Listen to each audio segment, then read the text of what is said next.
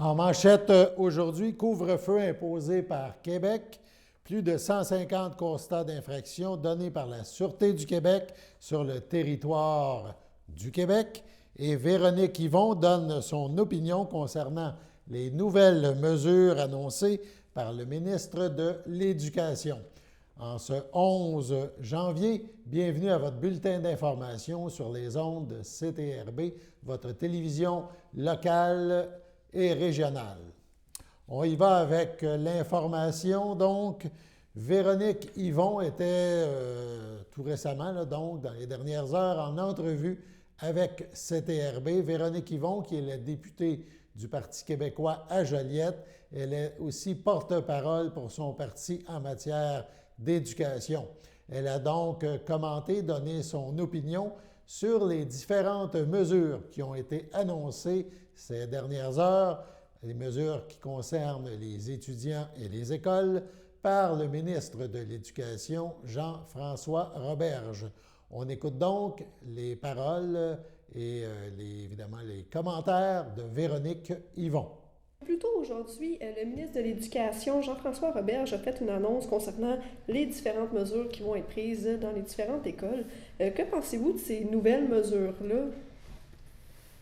Bien, je dirais que de manière globale, il y a quelques éléments positifs enfin, surtout en ce qui concerne le soutien pédagogique aux élèves. Mais malheureusement, il reste encore beaucoup de devoirs à faire de la part du ministre pour qu'il ait sa note de passage, surtout côté sanitaire, côté mesures sanitaires. En fait, on se réjouit d'abord du côté pédagogique parce que nous, ça fait longtemps qu'on demande des mesures de soutien robustes pour les élèves, particulièrement qui ont des difficultés compte tenu de tous les défis, le rattrapage, le taux d'échec là, qui semble atteindre des niveaux jamais vus. Et on demandait donc un programme de tutorat et le ministre là, a répondu présent enfin. Donc, il est un peu tard parce qu'on est rendu au milieu de l'année, mais on ne boudera pas complètement notre quand même réjouissance de voir qu'enfin ça a été entendu et qu'on va avoir recours là, à des étudiants, notamment du niveau universitaire et à des enseignants à la retraite pour venir prêter main forte. Mais là, ce qu'on souhaite, c'est que les mesures soient vraiment claires, incitatives, une bonne rémunération, de la flexibilité pour les étudiants qui accepteraient de venir faire ça. Donc, on a hâte de voir là, si les détails vont vraiment être au rendez-vous pour que ça fonctionne. Donc ça, c'est très important. Puis côté mesures sanitaires, bien là, on reste vraiment sur notre appétit. On est plutôt perplexe parce que, bon, enfin, le gouvernement reconnaît l'importance de la contamination par aérosol, mais par ailleurs, il ne met pas vraiment en place de mesures correctrices. Donc, ce qu'il nous dit, c'est que si une classe a un taux de CO2 trop élevé, il va fermer la classe. On sait qu'on n'a pas trop de classes au Québec en ce moment. Et par ailleurs, il refuse les purificateurs d'air. Il mise sur la distance entre les élèves. Or, il n'y a pas de distance dans les classes entre les élèves. Et nous, on demande des demi-classes depuis un bon moment aussi. Ça a été rejeté. Donc, de ce côté-là, on reste très perplexe. On trouve que le gouvernement pouvait faire beaucoup plus de son côté pour assurer la sécurité sanitaire des élèves dans les écoles. OK. Puis aussi, on a appris qu'il n'y avait encore pas d'examen ministériel. Ça, qu'en pensez-vous? Bien, c'est pas l'idéal, c'est certain. Dans les circonstances, je pense que c'était devenu inévitable, malheureusement. Et je pense que c'est un peu un signe que on n'a pas mis en place justement les outils pour assurer le rattrapage des élèves, pour pallier à leurs difficultés, puis à bien les accompagner pédagogiquement. Donc, quand le ministre nous dit que l'automne a été une grande réussite, là, j'aimerais ça quand même qu'il ait un petit peu d'autocritique. C'est vrai qu'on n'a pas dû refermer là, des écoles au complet à chaque jour, et ça, on en est tous très rassurés. La contamination, ceci dit, était moins grande que ce que l'on vit présentement. Donc, le vrai test, il va être au retour là, dans la semaine prochaine. Mais côté soutien pédagogique, forcé d'admettre là, que c'était pas présent, et c'est ce qui nous amène à devoir aujourd'hui vivre avec des décisions comme celle-là. Parfait, merci beaucoup.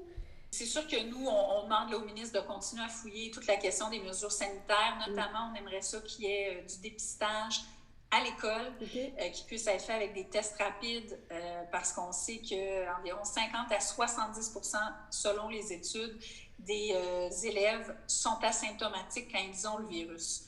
Donc, pour savoir face à quoi on est, ça serait important qu'il y ait un dépistage beaucoup plus adéquat dans les milieux scolaires. Donc, on demande au gouvernement de remplir sa part du contrat. Comment avez-vous vécu ce tout premier couvre-feu de l'histoire du Québec? On sait que, évidemment, depuis le 9 janvier, à partir de 20 h le soir, il faut rester à la maison, et ce jusqu'à 5 h le matin, sauf exception pour des raisons de santé ou si on est un travailleur essentiel. On n'a pas le droit de se promener sur les rues, d'être à l'extérieur de nos maisons. Donc, depuis le 9 janvier, les policiers de la Sûreté du Québec ont été présents sur l'ensemble du territoire du Québec et évidemment aussi dans la MRC de Dautré dès l'entrée en vigueur là, de ce couvre-feu 20 h le 9 janvier. Évidemment, on a eu une présence policière accrue. Des effectifs supplémentaires, évidemment, au niveau de la Sûreté du Québec, ont été déployés afin de faire respecter la loi sur la santé publique. Les policiers étaient au fait, entre autres, sont intervenus lors de manifestations, de démonstrations de non-respect, du non-respect des nouvelles règles de la santé publique, des choses qui sont organisées, notamment dans la ville de Québec. Au cours de la soirée de la nuit du 9 janvier, les policiers sont intervenus à une vingtaine d'endroits ciblés dans diverses municipalités en lien justement avec ce non-respect des règles. À part quelques incidents, une excellente collaboration de la population a été remarquée. Dans Dautré, rien de spécial à signaler. À noter cependant qu'on ne peut savoir au niveau de la Sûreté du Québec si des gens ont contrevenu sur le territoire à ces nouvelles règles. C'est plutôt un portrait global que la Sûreté du Québec a fait pour l'ensemble des municipalités qu'elle couvre. Des citoyens, donc, en général, là, sur le territoire du Québec, ont été interpellés là, par les policiers et 150 constats d'infraction au total là, sur l'ensemble du territoire du Québec pour non-respect du couvre-feu ont été signifiés par les policiers. Évidemment, sur le territoire de Dautré, ça a paru quand même passablement calme, mais on n'a pas le portrait officiel pour le moment, en tout cas. Donc, on ne sait pas si des gens ont été ont reçu ces constats d'infraction qui, rappelons-le, coûtaient ou vont coûter éventuellement 1 500 $, plus de 1 500 $. Donc, dans l'ensemble, selon le gouvernement, les Québécois ont été très respectueux de ce couvre-feu. Évidemment, couvre-feu qui se poursuit présentement. Donc, 20 h, tout le monde à la maison. Allons maintenant à la première pause. Le samedi matin, dès 9h30, nos téléspectateurs sont invités au Super Bingo télévisé diffusé de nos studios de Berthierville. Depuis maintenant une vingtaine d'années, plusieurs adeptes de la télévision régionale se sont partagés un montant de 600 $ disponible chaque semaine lors de cette joute de bingo télévisé. Un animateur et 3 bénévoles se succèdent à la caméra dans le but de vous faire passer une petite heure agréable et payante le samedi matin.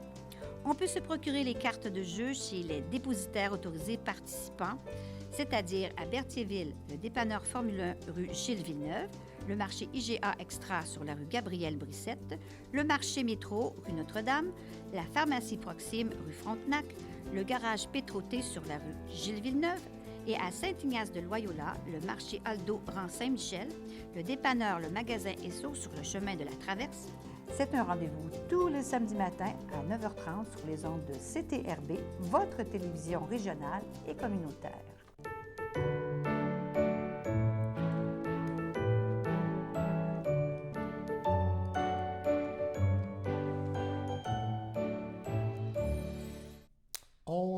Janvier. Aujourd'hui, pas d'anniversaire à souligner, mais peut-être est-ce votre anniversaire. Donc, si c'est le cas, CTRB, toute l'équipe des bénévoles, se joignent à moi et vous souhaitent une excellente journée de fête en ce 11 janvier. Donc, c'est votre fête. Bonne fête et poursuivons nos informations. On parle d'Amélie Drainville. On en a parlé la semaine dernière parce qu'elle a été nommée personnalité de l'année par l'Action d'Autrey, le journal régional, pour la dernière année. Évidemment, Amélie est impliquée en environnement énormément, mais aussi en politique. Elle a aussi été nommée co-porte-parole de Québec solidaire pour la circonscription de Berthier. Elle nous en parle en entrevue. Elle nous parle aussi des projets futurs pour l'année 2021 pour le parti, pour Québec solidaire. Écoutons Amélie Drainville. Pourquoi tu as décidé justement de te présenter puis de devenir co-porte-parole en fait pour Québec solidaire? En fait, il faut préciser que c'est vraiment dans la circonscription de Berthier. Là, comment on fonctionne, c'est qu'au niveau national, on a nos co-porte-paroles, puis on a notre comité de coordination national, mais c'est la même chose au niveau des associations locales. On a nos comités de coordination locaux, puis on a une structure semblable à celui comité de coordination nationale. Donc, on a des porte-paroles, une coordination, un secrétariat. On a différents rôles comme ça, responsable de la mobilisation, responsable des communications, etc. Donc, pour ma part, je suis impliquée dans l'association de Berthier là, depuis au moins 3 ans. Puis, Louise Baudry, elle, était notre porte-parole depuis 12 ans. Donc, ça faisait longtemps que Louise s'impliquait dans l'association de Berthier. Elle est toujours là, d'ailleurs, en appui, puis dans notre comité de coordination, mais elle ne voulait pas se représenter au poste de porte-parole. Ne souhaite pas non plus être candidate aux prochaines élections. Elle l'a été quand même plusieurs fois, là, au moins à 4 reprises. Donc, c'est beaucoup d'engagement, des grandes chaussures à chausser, mais j'ai décidé que c'était un poste qui pouvait être intéressant pour moi, parce que probablement j'étais la personne la plus extravertie du comité de coordination, donc il faut être à l'aise à parler avec les médias, à présenter les positions aussi de Québec solidaire sur différents enjeux. Donc, je voulais tenter ma chance. Je l'avais déjà fait aussi dans d'autres associations comme La Planète s'invite à l'Université de Sherbrooke ou Québec solidaire à l'Université de Sherbrooke. Quand j'étudiais là-bas, j'avais eu le poste de porte-parole dans ces 2 regroupements-là. Donc, ça me tentait de l'essayer. Puis, pour préciser, là, cela ne signifie pas une candidature de ma part là, aux prochaines élections en 2022. Le poste de porte-parole au sein de Québec solidaire est complètement détaché des candidatures. Les candidatures à Québec solidaire se décident par des investitures. Donc, c'est les membres qui décident de qui va être leur candidat ou leur candidate pour les élections. Pour ma part, j'ai pas encore arrêté de réflexion à ce sujet-là. Puis, c'est ça, je suis très contente d'être la nouvelle porte-parole féminine de Québec solidaire. J'espère qu'il va y avoir un collègue masculin qui va me joindre bientôt. Présentement, le poste est vacant. Mais idéalement, partager la tâche puis travailler en équipe, c'est toujours plus agréable. Donc, j'ai très hâte de le faire. Parfait. Puis, c'est quoi le rôle d'un porte-parole comme tu vas essentiellement, là, c'est vraiment d'être un peu le visage de notre association quand on prend la parole dans des événements ou par rapport à des sujets, des enjeux locaux importants, discuter avec les médias, faire des discours s'il y a lieu, mais pour l'instant, entre les élections, c'est pas vraiment quelque chose qui est important pour le moment. Mais si je peux donner un exemple, je suis venue quelques fois là, à CTRB d'ailleurs pour en parler. Nous, on s'est positionné sur le projet de mine de graphite à Saint-Michel-des-Saints, aussi contre les coupes forestières qui sont vraiment mal menées dans la région de la Matawini. Donc, c'est de ces enjeux-là qu'on vient discuter pour vraiment montrer c'est quoi les positions de Québec solidaire dans notre circonscription de Berthier. Puis essayer de bien représenter notre association pour que les gens comprennent que notre parti politique est la meilleure option pour les prochaines élections. Il n'y a pas de doute là-dessus. Parfait, merci. Puis au niveau des projets de Québec solidaire, est-ce que tu peux m'en parler un petit peu? Ben oui, évidemment, pour nous, la prochaine année 2021 là, va être très active. Disons que 2020 nous a un peu freinés dans nos actions politiques. Québec solidaire, c'est un parti de terrain, c'est un parti où, entre les élections, on disparaît pas dans la brume, là. On reste là, on reste actif, on a besoin de prendre position sur des enjeux.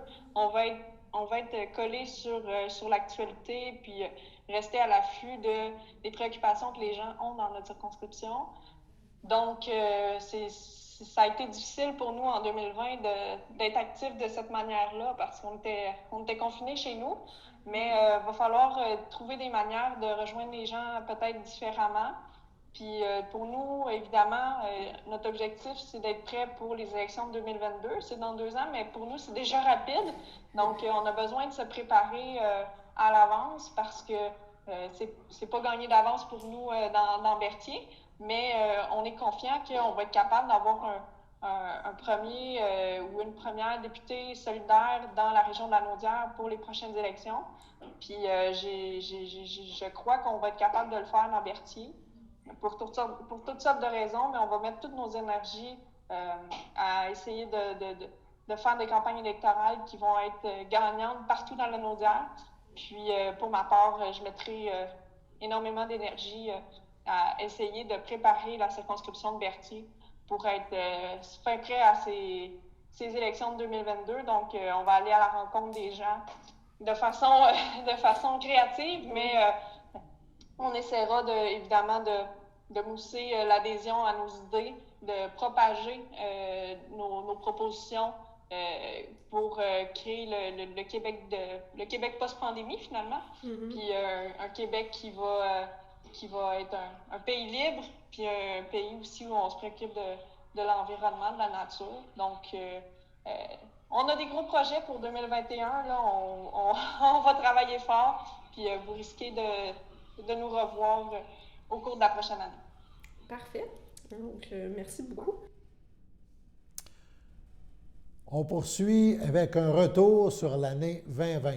Au cours des prochains jours, des prochaines semaines, là, dans un avenir rapproché, nous vous présenterons une revue de cette année 2020 ayant eu un impact là, sur les ondes de CTRB. Du lundi au jeudi, on vous invite à suivre ces nouvelles marquantes de CTRB, des nouvelles donc qui ont marqué cette année 2020. Nous commençons aujourd'hui cette revue du mois de janvier. À l'affiche, 2 sujets importants. Philippe Degrandpré, pharmacien de Berthier, remporte le titre de pharmacien de l'année 2019 et il a aussi été question du monastère des Moniales de Berthier qui a été classé en vertu de la loi sur le patrimoine culturel. À cet effet, on a rencontré Maître Louis-Victor Sylvestre. On écoute un extrait de ces 2 vidéos, de ces 2 moments marquants de janvier dernier. Le choix s'est fait au cégep. En fait, il fallait remplir les demandes d'admission à l'université.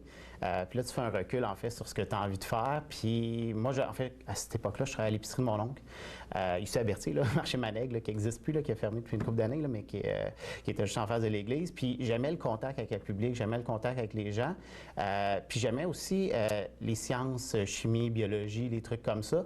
Fait que je me suis dit, comment je peux comme combiner un peu les 2 ensemble? Puis ma soeur, en fait, est pharmacienne aussi, puis elle est plus vieille que moi, fait qu'elle étudie en pharmacie, fait que c'est sûr que ça m'a peut-être... Elle a possiblement eu une influence sur moi aussi. Puis, tu sais, j'ai pensé à la médecine, j'ai pensé à la pharmacie, mais la médecine, je me suis dit que c'était probablement pas pour moi, étant donné que quand je vois une goutte de sang, je viens blême, là. Fait que je suis moins pire maintenant, là, mais à l'époque, c'était pas long que je venais blême. Fait que j'ai décidé de laisser de côté la médecine pour me concentrer sur la pharmacie, tu sais, pour dire je vais pouvoir faire des soins de santé aux gens, je vais pouvoir les aider, je vais pouvoir avoir un contact avec les gens, puis vraiment, tu sais, aussi aller chercher mon côté scientifique, biologie, santé, tout ça. Là. La pharmacie communautaire, ce qui est intéressant, c'est qu'on revoit les gens à long terme. À l'hôpital, souvent, c'est des gens qui sont hospitalisés, donc tu as des interventions à court terme, évidemment, il y a des cliniques externes et des trucs comme ça, mais je trouvais que la relation avec le patient se développaient mieux en pharmacie communautaire parce qu'on les connaît, puis on peut les voir pendant des années, les voir évoluer, puis on peut les aider dans leur santé à long terme, puis vraiment bien développer une relation de confiance. Puis c'est ça qui est intéressant parce que quand on développe des relations de confiance avec les patients, on est capable d'apporter des meilleurs soins, en fait. Monsieur Sylvestre, comment vous avez réagi lorsque vous avez appris la nouvelle? Bien, évidemment que nous étions fort heureux de la décision de la ministre qui, si j'ai bien compris, va protéger l'ensemble du bâtiment et l'ensemble des boisés ceinturant le monastère. Et puis, vous voyez comment maintenant la suite des choses? Bien, la suite des choses, c'est que c'est un grand défi communautaire et collectif.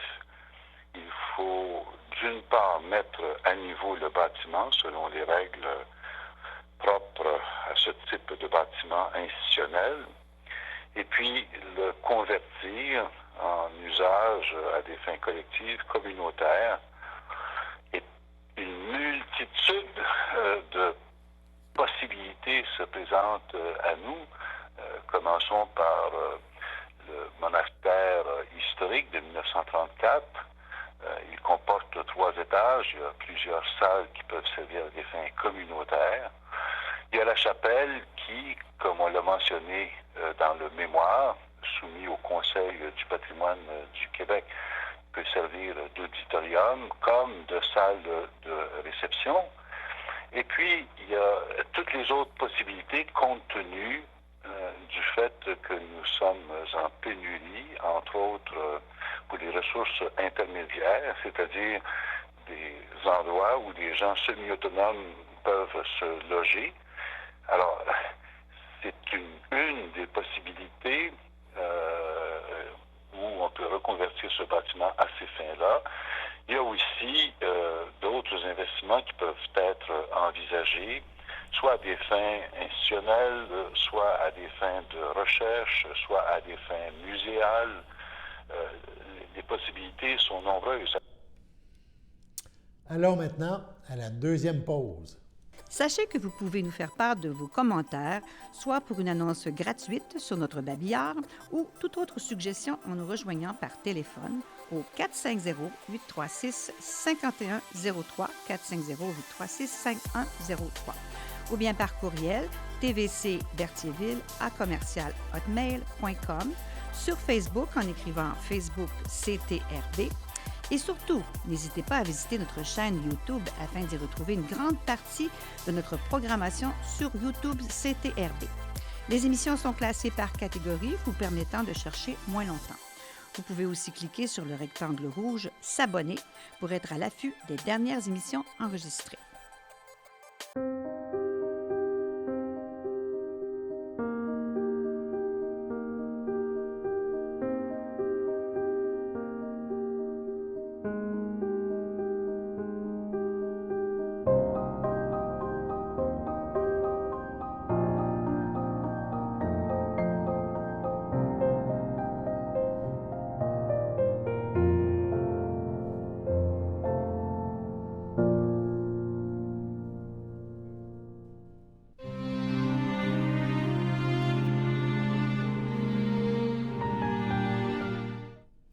Au CHDL de Saint-Charles-Borromée, le 2 janvier, à l'âge de 65 ans, est décédé M. Jean-Pierre Bergeron, fils de feu Alcide Bergeron et de feu de Latour, demeurant à Saint-Ignace de Loyola. Il laisse dans le deuil son amie Denise Dubé, son fils Louis Valois, son frère, ses sœurs, beaux-frères et belles-sœurs.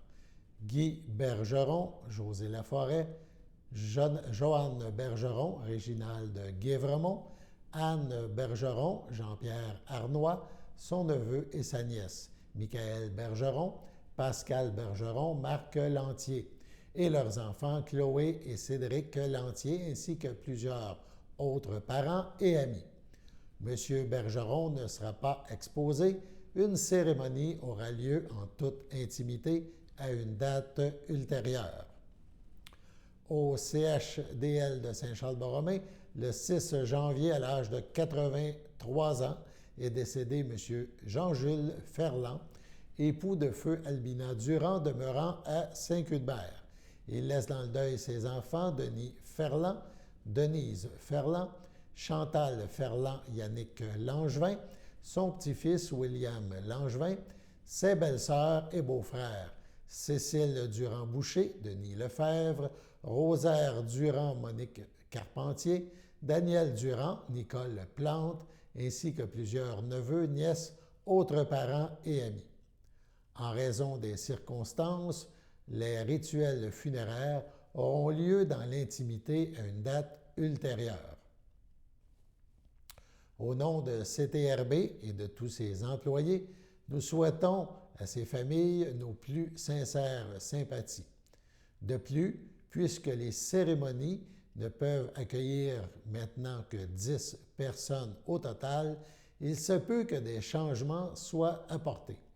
M. Louis-Simon Lamontagne de F. Thériault et Fils souligne ou invite les gens à aller voir régulièrement sur le site web www.fthériault.com pour plus de détails. Des cérémonies web pourront également être offertes.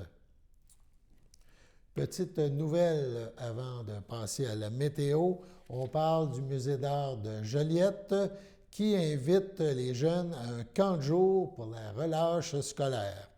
Donc, en plus du camp de jour d'été, le Musée d'art de Joliette propose pour la première fois de son histoire un camp de jour de la relâche. Ça se tiendra du 1er au 5 mars 2021, une occasion pour les 5 à 11 ans de s'amuser et de vivre une véritable immersion dans le monde des arts, des arts visuels et non virtuels. Cette activité se déroulera bien sûr en accord avec les règles de la santé publique en vigueur à ce moment. On s'inscrit quand et comment? Bien, les gens peuvent dès aujourd'hui, le 11 janvier, visiter le site du Musée d'art de Joliette pour s'inscrire. On s'inscrit donc en ligne seulement sur la page Camp de jour sur le site du MAJ, le Musée d'art de Joliette. On passe maintenant à la météo.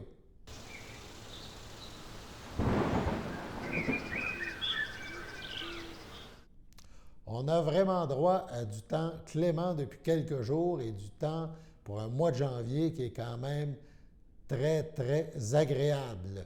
Ça se poursuit, même si c'est plus nuageux. On parle de cette nuit donc du temps nuageux avec petite averse de neige, température -3, qui est assez exceptionnelle pour ce temps de l'année.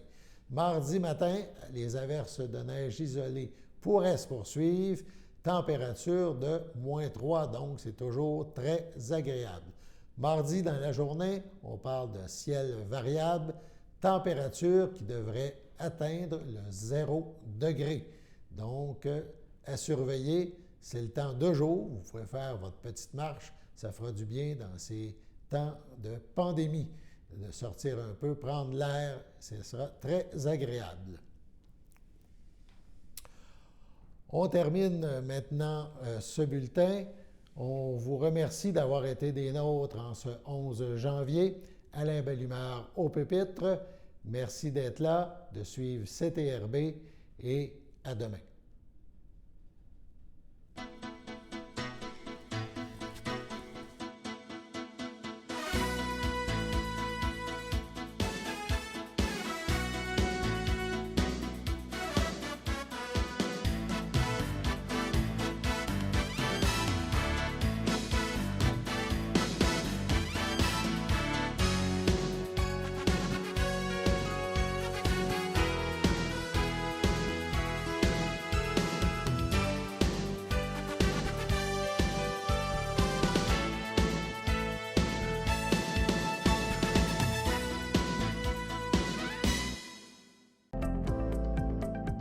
Les télévisions communautaires autonomes du Québec, ce sont les télévisions les plus importantes parce qu'elles sont proches de la communauté. On veut encourager des gens qui parlent